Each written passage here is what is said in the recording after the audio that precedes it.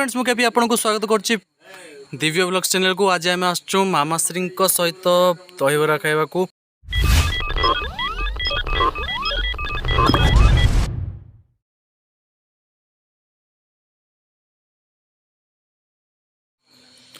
आम जाऊँ मामाश्री सहित हाई करदे मामाश्री तो पचार बबलू।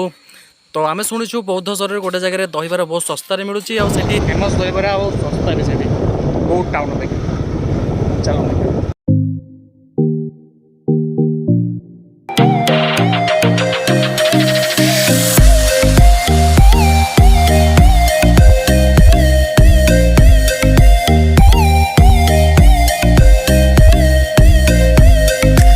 फ्रेंड्स मुझे आपको स्वागत करमर दिव्य ब्लॉगर चैनल को। आज आम आसचु सकाल सकाल दहीबरा खाइबा। तो आम सहित अच्छा दिव्य बाबू कैमेरा धरती। तो मुझे चलते जावा आम फास्ट दहीबरा सेंटर को। तो आम पहुँचु आमर भारतीय पेट्रोल पंप सामने गोटे आम दहीबरा बस आम भाई जड़े भाई पचारे ना प्रथम भाई आप ना मो ना गगन साहू।